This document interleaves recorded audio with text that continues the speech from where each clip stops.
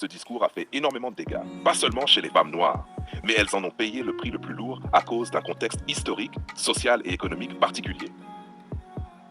1. Le problème n'est pas l'exigence. Le problème, c'est l'exigence déconnectée de toute réalité. Dire, open quote, j'exige tout simplement parce que je suis une femme, close quote, revient à transformer l'identité en levier de pouvoir automatique. Or, dans le réel, l'identité ne crée pas de valeur, elle ne crée pas de levier, elle ne crée pas de négociation favorable, elle crée une attente sans contrepartie. Show 2. Pourquoi ce discours a été particulièrement destructeur pour les femmes noires? A. Un contexte déjà fragile. Les femmes noires évoluent souvent dans des environnements économiques plus instables, un marché matrimonial plus contraint, une pression sociale plus forte, une concurrence déséquilibrée. Introduire un discours de droit absolu à l'exigence dans un contexte fragile, c'est couper le dernier pont avec le réel. B. On a remplacé la stratégie par l'orgueil. Au lieu de dire « open quote », construis ta valeur, ton levier, ton positionnement.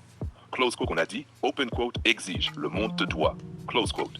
Résultat, rigidité, refus de compromis intelligent, isolement relationnel, accumulation de frustration. L'orgueil a remplacé la stratégie. 3. Le mensonge central du slogan. Le slogan sous-entend « open quote, l'homme va s'adapter parce que tu es une femme ». Close quote. Mais le monde ne fonctionne pas comme ça. Les hommes s'engagent quand ils voient une valeur claire, ils perçoivent une cohérence, ils sentent une paix, pas une guerre idéologique. Quand l'exigence devient un ultimatum moral, elle ne filtre pas, elle repousse tout le monde. 4. Ce que ce discours a réellement produit, pas de domination, pas de respect accru, pas de pouvoir réel, mais des relations plus courtes, plus de solitude, plus de ressentiment, un discours circulaire où la faute est toujours le système. Et pendant ce temps, le temps passe. 5. La différence entre dignité et exigence idéologique.